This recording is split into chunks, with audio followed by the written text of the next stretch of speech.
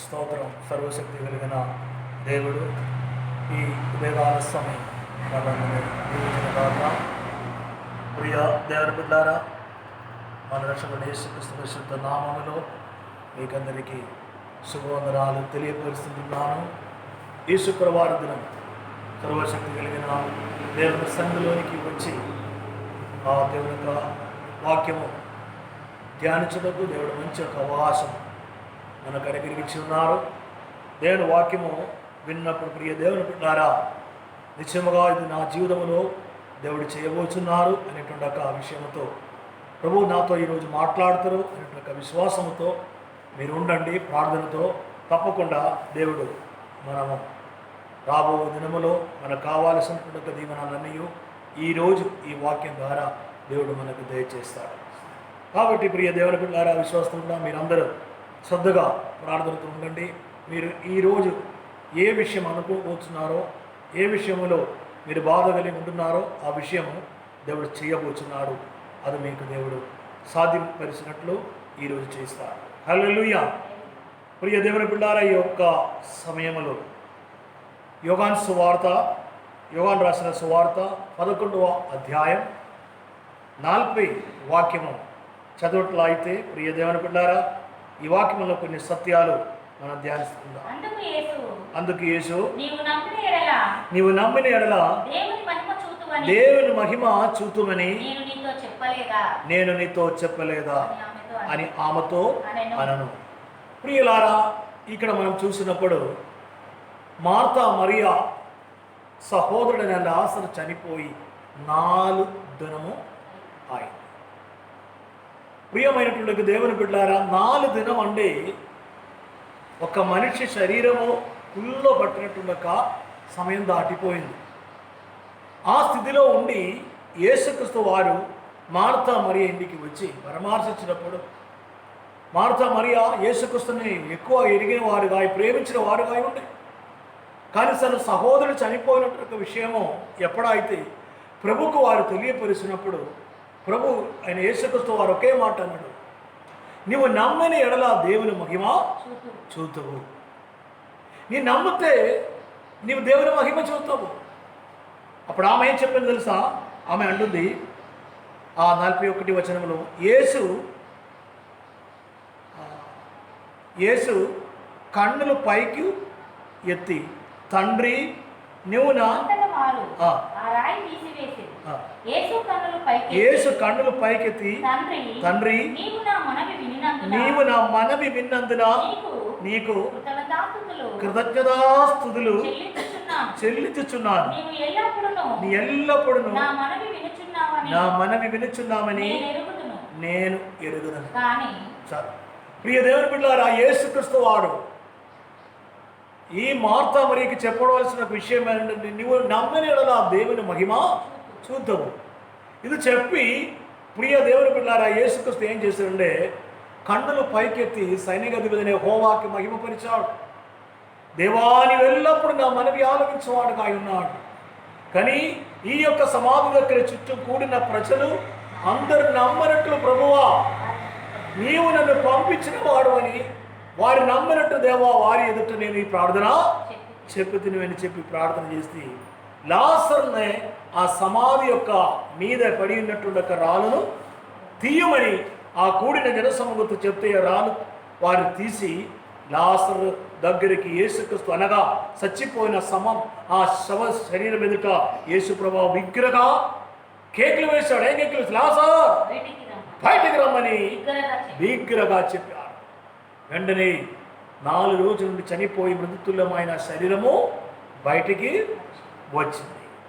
ఈ పగలకాల సమయం ప్రియ దేవుని బిడ్డలారా, మనం యేసుక్రీస్తు వారిని నమ్ముచున్నారు, దేవుని వాక్యమును శ్రద్ధగా వింటున్నారు.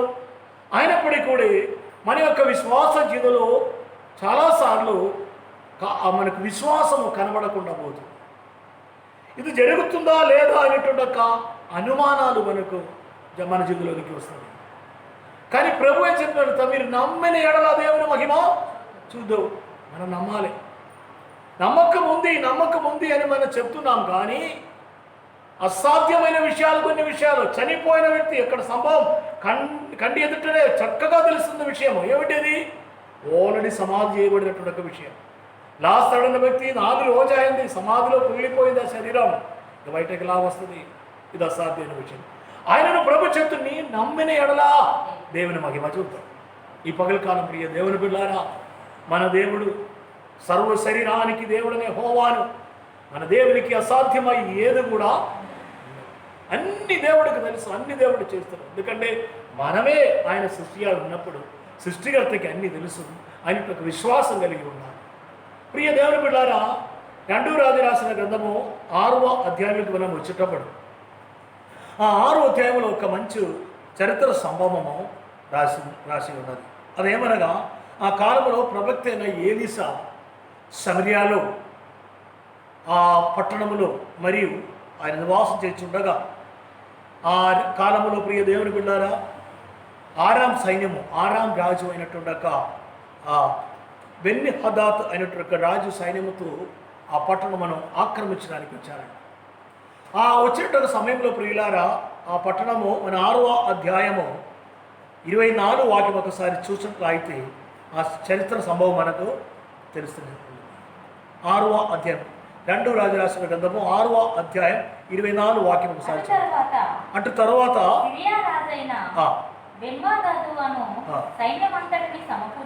సిరియా రాజు అయినటువంటి బెన్హాదదు సైన్యం అంతటిని సమకూర్చుకొని వచ్చి షోమ్రోనుకు ముట్టడి వేసెను. అప్పుడు షోమ్రోనులో గొప్ప క్షామము కలిగి ఉండగా గాడిద యొక్క తల 80 రూపాయలకును, అరపావు పావురపు రెట్ట 5 రూపాయలకును అమ్మబడెను. చాలు, ఇక్కడ మనం చూస్తే షమ్రోన్ అనబడినట్టుండక, అనగా సమరియా ఆ స్తోత్రము సమరియాకి సంబంధించిన స్థలములో ప్రియ దేవుని బిడ్డారా, మహాక్షామము.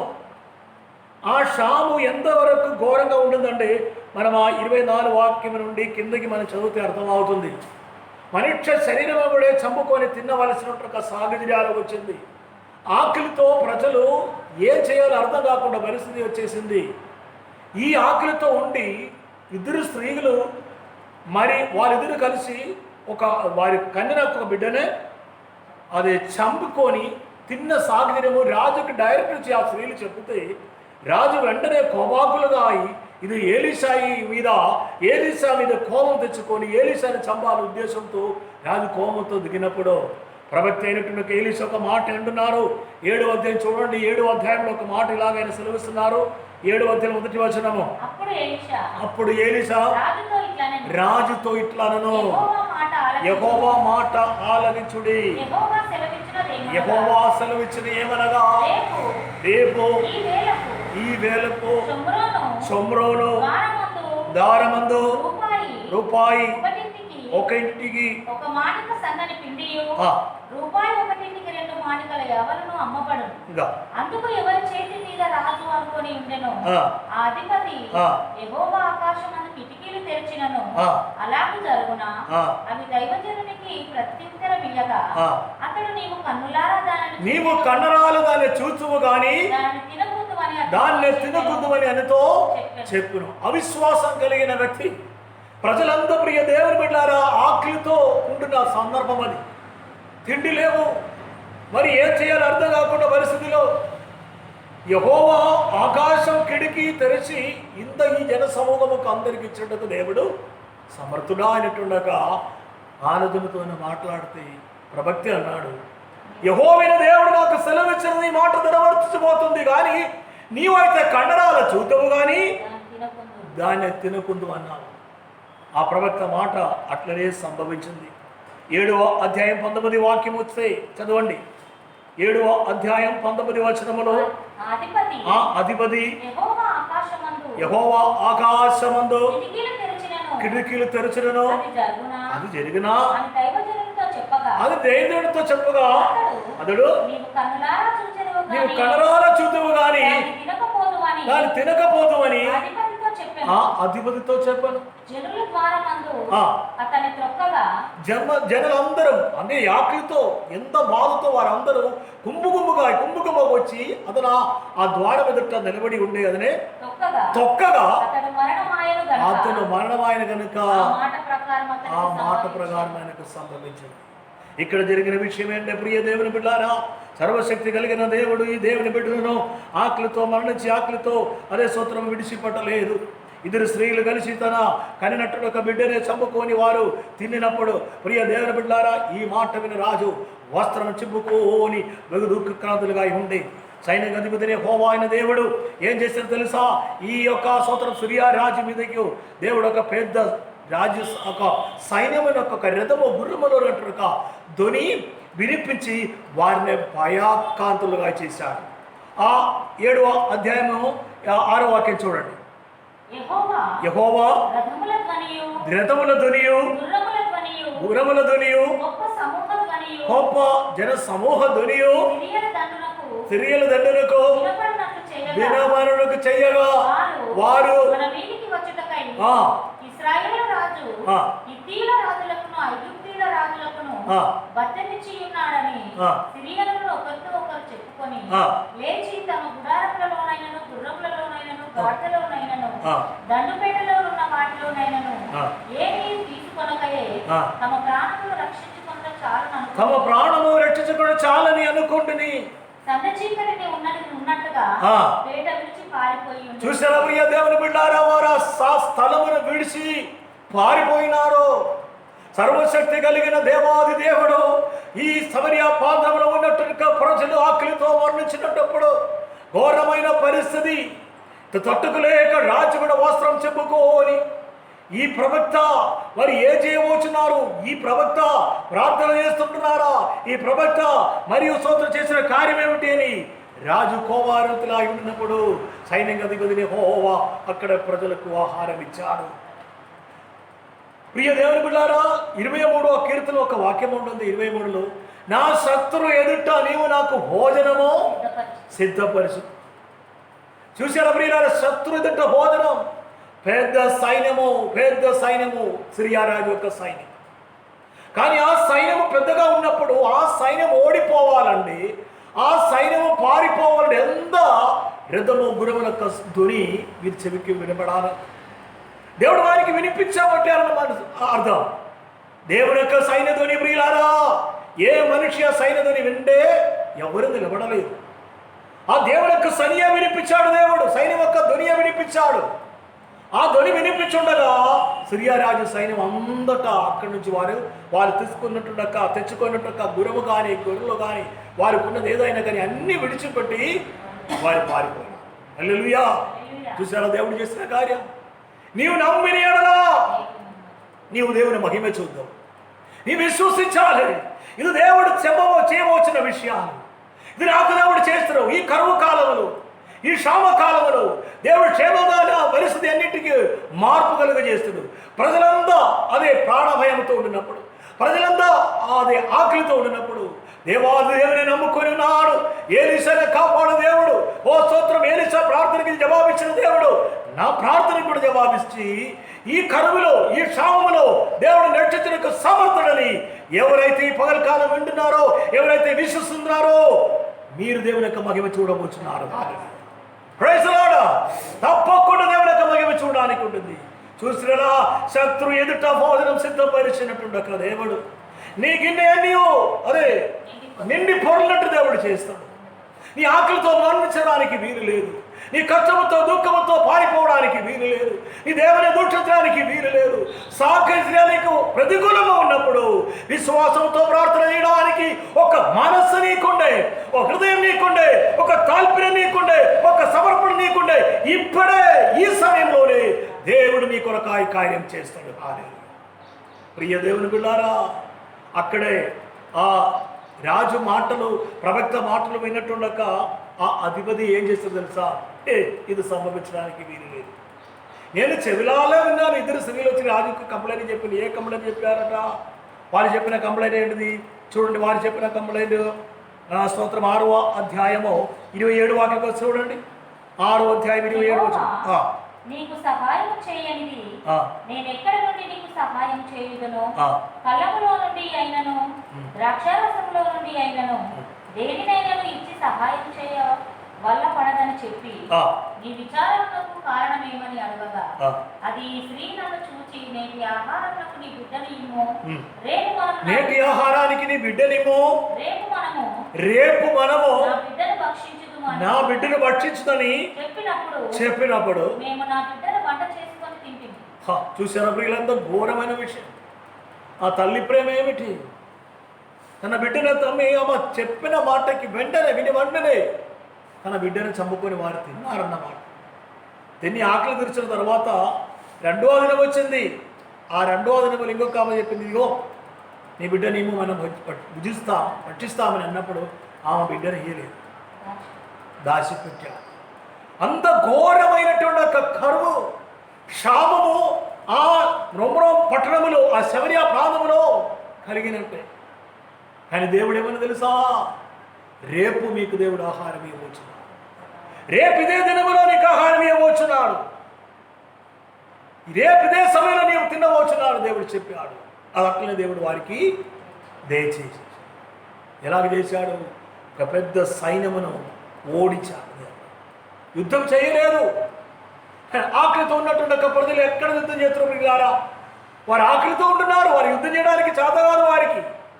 ఆ పరిస్థితిలో ఉన్నప్పుడు యెహోవైన దేవుడు దాసుడైన ఏలీషా అన్నాడు, రేపు దేవుడు మీకు అద్భుతం చేయబోతున్నాడు. అవును ప్రియ దేవుని బిడ్డలారా, మీరు ప్రార్థన విశ్వాసం కలిగి దేవుని సన్నిధిలో చేసినప్పుడు నిశ్చయముగా నీవు ఆయన నమ్ముకొని ఉండినప్పుడు, నీ ఆయన నమ్ముకొని ఉండిన వెంటనే దేవుడు నీ కొరకాయ కార్యం చేస్తాడు. నమ్మడానికి ఛాన్స్ లేదు కావచ్చు. ఇక్కడ చూస్తే ఈ సైనికుడు మరియు ఎవరి చేతిలో అంటే సూత్రము అధిపతిగా అయిన మనిషి, రాజుకి దగ్గర సంబంధం మనిషి. ఆయనకు తెలుసు, ఒకవేళ నేను అనుకుంటున్నానంటే ఆయనే ఆ స్టోర్ కీపర్ కావచ్చు. ఆ ఆహార సమృద్ధి గురించి ఆయనకు బాగా తెలుసు, ఆ గోడౌన్లో ఏమేమి ఉందని బాగా తెలుసు కావచ్చు. ఈ దాన్ని చూసుకున్న మనిషి అని చెప్తుంది, సంభవించడానికి వీలు లేదు. ఈ ప్రజలందరికీ తిండి ఎక్కడ నుంచి వస్తుంది? ఒక స్త్రీ ఇద్దరు స్త్రీ వచ్చి రాజు చెప్పిన కాంబడం నేనే విన్నాను. అలాంటి పరిస్థితి ఇలాగ ఉండినప్పుడు ఇది సంభవించడానికి అస్సలే అసాధ్యమైన విషయం. కానీ దేవుడు ఏమన్నాడు తెలుసా? నీవు కన్నరాల చూతువు కానీ తినకుండా. చాలామంది జీవితం అలటనే ఉంది ప్రియులారా. దేవుడికి సంభవించబోతుంది, దేవుడు చేయబోతున్నారంటే దాన్ని విమర్శించారు చాలామంది. ఇది ఎలాగో సంభవిస్తుంది. కానీ ఎవరైతే విశ్వసిస్తున్న వారికి వచ్చినప్పుడు అబ్బా ఇది ఎట్లా సంభవిస్తుందని వారు అప్పటికే అర్థం చేసుకొని చాలా దుఃఖిస్తున్నటువంటి అవస్థ కూడా కొంతమంది జీవితంలో వస్తుంది. అలాగే దుఃఖించడం అవసరం లేదు ప్రియ దేవుని బిడ్డలారా. దేవుడు నీ కొరకాయ చేస్తాడు. ఇది దేవుని మాట, మానసికమైన మాట కాదు. ఇది మనుషులు చెప్పిన మాటకి అర్థమే లేదు. కానీ సర్వశక్తి కలిగిన దేవుడు, జీవం కలిగిన దేవుడు చెప్పిన మాట తప్పకుండా నెరవేర్చబోతుంది. ఇక్కడ ప్రియ దేవుని బిడ్డలారా, అందరూ వచ్చి యేసు ప్రభువుని అభ్యంతరపట్టి ఉండొచ్చు. ఇక ఎందుకు మరి ఏమనంటే ఆయన తప్పకుండా పునరుద్ధానం ఆయుతులు ఎప్పుడు కాదు, ఈ రాకడ సమయంలో ఆఖరి దినములు ఆయన సజీవుడుగా లేస్తారు, అది నాకు తెలుసు.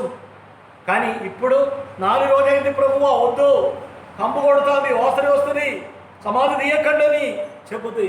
ప్రభు చెప్పిన మాట, ప్రభు యేసుక్రీస్తు కన్నులు పైకెత్తి ఇలాగ ప్రార్థన చేశాడు, తండ్రి నీవు నా మనవి వినినందున నీకు కృతజ్ఞతాస్తుతులు చెల్లిస్తున్నా.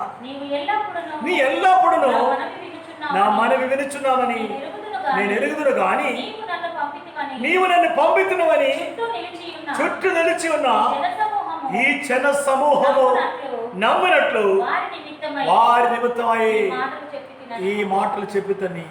చూచారా ప్రియులారా, నా ప్రార్థనని ఆలకించిన దేవుడే. నీవు నన్ను పంపించిన ఈ ప్రజలు నమ్మాలి. కారణం 4 రోజు అయింది ఈ శవం ఇలాగే ఉంటుంది. కానీ యేసు ప్రభు లాసరు యొక్క మరణం గురించి ముందుగా చెప్పాడు తనతో శిష్యులతో. లాసరు చనిపోయినాడు, కానీ మరణము నిద్ర కోసమే, దేవుని మహిమ కొరకాయి అన్నాడు. ఈ వ్యాధి మరణము కొరకు వచ్చినది కాదు, కానీ దేవుని కుమారుడు దాని వలన మహిమపరిచినట్లే దేవుని మహిమపరిచి వచ్చింది. ఎవరి ప్రియ దేవుని బిడ్డలారా, కొన్ని బాధలు, కొన్ని సమస్య, అది మరణానికో దుఃఖానికో వేదన కలగడానికో మనం అనుకుంటాం ఇది మరణం. మనం ఒకవేళ అనుకుంటవచ్చు ఇది అవమానకరమైన విషయం, కానీ దానికో దీనికో కాదు, దేవుని మహిమ కొరకాయ. కొన్ని విషయాలు అట్లే ఉంది ప్రియ దేవుని బిడ్డలారా. అది ఏ రీతిలో సంభవించబోతున్నా మనకు తెలియదు. ఇక్కడ చూస్తే చనిపోయి 4 రోజులు అయింది, కానీ యేసుప్రభు అంటున్నారు చనిపోలే. అనగా ఇది దేవుని కుమారుని మహిమపరచుటకాయ. అక్కడ దేవుని మహిమ పొందవలసిన విషయాలు ఉంటుంది కనుక ఇది మరణం కాదు అని చెప్పి లాజరు యొక్క రోగముల గురించి తెలుసుకున్నట్టుగా యేసు ప్రభువు ఏ ఊరిలో ఉండినా ఆ ఊరిలో ఇక ఉండిపోయి 4 రోజులే ఆయన సమాధి అయిన తర్వాత, లాజరు సమాధి అయిన తర్వాత అక్కడికి వచ్చారన్నమాట. ఈ పగలకాలం ప్రియ దేవుని పిల్లరా, కొన్ని ప్రార్థన విషయాలు మీకు ఆలస్యంగా మీకు అనిపించవచ్చు. ఎట్లు సంభవిస్తుందని మీరు ఆలోచన కలిగి ఉండిన వారుగా ఉండవచ్చు. కానీ యేసుక్రీస్తు నామం నీ దారిని మహిమపరచవలసిన విషయాలు ఉంటుందని అర్థం చేసుకొని హృదయం దేవుని సమర్పించండి ప్రియులారా. తగ్గించుకొని ఉండండి ప్రియ దేవుని పిల్లారా. ఆయన సన్నిధిలో మీరు సమర్పణతో ఉండినప్పుడు దేవాది దేవుడు నీకు పెట్టిన దినము అది తొందరగా వస్తుంది ప్రియులారా. హల్లెలూయా. అది తొందరగా సంభవించబోతుంది.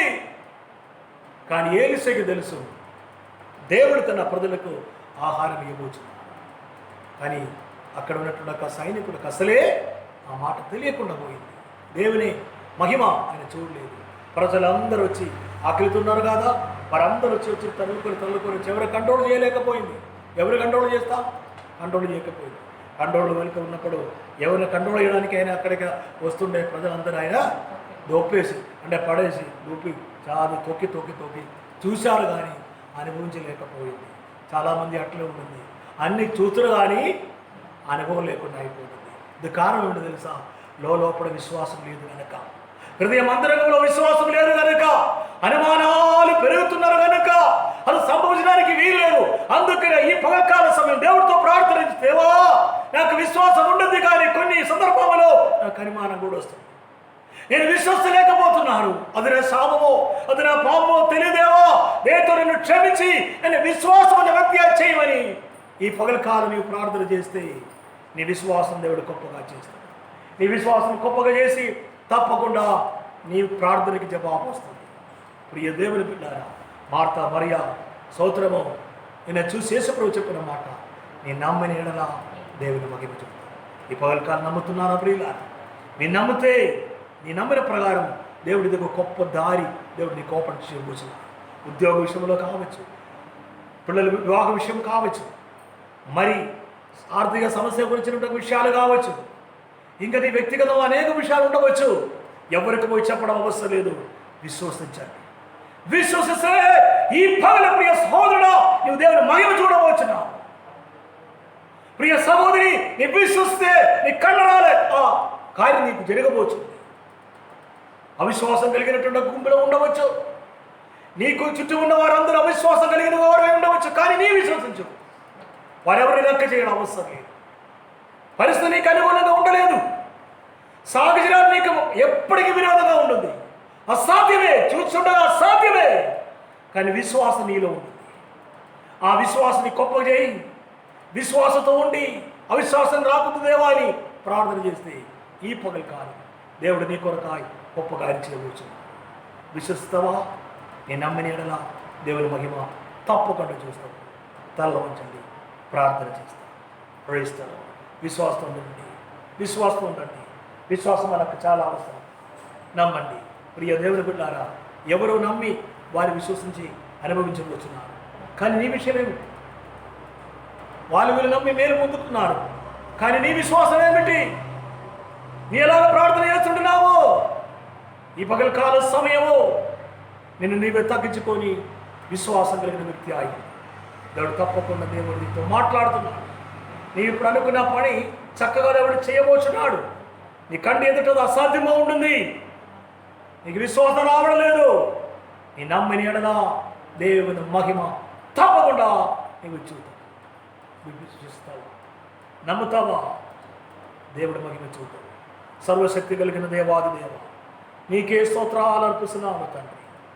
ఈ వాక్యం విన్నట్టుండక ప్రియ దేవుని బిడ్డలను దేవాని అందరూ విశ్వాసం అర్పించినట్టుండక ప్రియ అయినట్టుండక వారు వారు విశ్వసిస్తున్నారు, వారు నమ్ముతున్నారు. ప్రియ దేవా, ఇప్పుడే నీ వారి విశ్వాసాన్ని గొప్పగా చేసి ఏ విషయం వారు అనుకోని బాధ కలిగి ఉంటున్నారో వాటి మీద నీ హస్తం ఒకసారి చాలు దేవా. బహుశా ఈ వాక్యం విన్న వారు ఎవరైనా అనారోగ్యత ఉండే, ఏదైనా స్తోత్రమో మందులు వాడి కోర్సెస్ వాడి మరి అది నయం కాకుండా ఇప్పుడు కూడా తగముగా మట్టకుండా ఉన్న విషయం అయితే ప్రభు అని వారిని దర్శించున్నాయి. వాళ్ళు ఇప్పుడే దేవా నీ ముట్టుము తాకము స్వస్థత కలుగజేయి ప్రభు. ప్రియ దేవా, నీ నిజమైన దేవుడు అని, నీ రోగరక్షుడు అని, నీవు తప్ప మరి దేవుడు లేదని బైబిల్ చెప్తున్నప్పుడు ఈ వాక్యం విశ్వసించి వచ్చినటువంటి ఒక ప్రియుల మీద నీ దయ చూపుమని దేవా.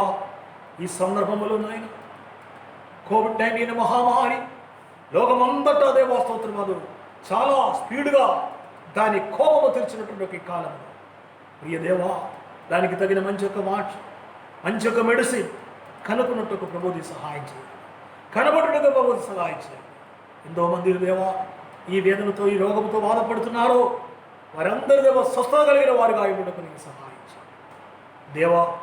ఈ సమయంలో కరువుతో వేదనతో బాధతున్నవారు, క్షామం కలిగినటువంటి ఒక స్థితిలో ఉన్నటువంటి ఒక వారు దర్శించున్నాయి. ఆర్థిక పరిస్థితులు బాధపడినటువంటి ఒక వారు ఎవరైతే ఉంటున్నారో వారికి తగినటువంటి సహాయం దయచే ప్రభు. ఎవరు కూడా ఆకలితో ఉండదు దేవా. దిగువ సమరియా పట్టణములు మనుష్య మాంసం తిని తృప్తి పొందాలని ఆకలి తీర్చుకోవాలనుకున్నటువంటి ఒక కాలము ఇప్పుడు వచ్చారు కాదు దేవా. అలాంటి పరిస్థితి దేవా ఏ దేశంలోనికి ఏ రాజులకు రావద్దు నాయన. ఇలాంటి పరిస్థితి రాకుండా దేవాన్ని కాపాడమని ప్రార్థిస్తున్నాను. దిగో దేవా, మా ప్రాంతంలో మా సరిహద్దులు తెలంగాణ సరిహద్దులో కూడా మిడతలు రాబోతుందని దేవా వార్త వింటున్నాను ఆయన. దేవాసూత్ర మధ్యప్రదేశ్ మహారాష్ట్ర ప్రాంతంలో ఆ మిడతలు వచ్చి ప్రియ దేవ పంటలన్నీ తింటుంది ప్రభువా, నాశనం చేస్తుంది ప్రభువా. దేవ మా దేశానికి సంభవించకుండా ఆ మిడతల బాధ నుండి కూడా అది తొలగించట్టు దయచే ప్రార్థిస్తున్నాను. ఇసురుపూరు కాగస్తరు ప్రాంతంలో కూడా అనేక పండ్ల పోయి ఉంది ప్రభువా, అనేక చేలు ఉంది ప్రభువా. వాటి మీదకి దేవా మిడతలు రాకుండా కాపాడమని ప్రార్థిస్తున్నాను. ఆ తెగుల నుండి కూడా ప్రభుని రక్షించే ప్రభువా. నీ పరిశుద్ధ బైబిల్లో రాయబడిన సత్యాలు అనేక సత్యం ఇప్పుడు జరుగుతుంది కాదని ఆయన ఇవన్నీ మేము చూసినప్పుడు మా విశ్వాసం గట్టిగా పట్టుకొని చక్కగా ముందుకు సాగుటకు ప్రభు నీ సహాయం చేయి, కాపాడు ప్రభు. ఒకటి పోతే ఇంకొకటి వచ్చినట్టుంది ప్రభు. వాటి నుండి దేవా ఏ ఊరిలో ఏ రాజ్యంలో ఏ స్టేట్లో ప్రభు ఏ సాగిగా దేవా మహాకోపము మహాక్షామము కలగవచ్చుంటుందో అక్కడ ఎలా దేవుని వారిని సురక్షితంగా నీ కాపాడు దేవా. నీ ప్రజలనే కాపాడు దేవుడు, విశ్వసిన వారినే కాపాడు దేవుడు, విశ్వసిన వారికి సమర్థి కలుగజేసిన దేవుడు నీవు కనుక నీ చేతుకేం సమస్తం సమర్పిస్తున్నాము తండ్రి. మా ప్రార్థన ఆలగించు. ఎవరైతే బాధలో దుఃఖముల వేదన ఉంటున్నారో వారిని దక్షించండి. మా ప్రార్థన ఆలగించండి. మా రక్షకుడైన యేసుక్రీస్తు పరిశుద్ధ నామమున అడుగుచున్నాము తండ్రి, ఆమేన్. మంచిదే ప్రియ దేవుని బిడ్డలారా, మీ ప్రార్థనా విషయాలు ఫోన్ ద్వారా తెలియపరచండి. మనం అందరం కలిసి ప్రార్థనల ముందుకు సాగుతాం. దేవుడు మన అవసరాలు కలిగి తీరుస్తుంది.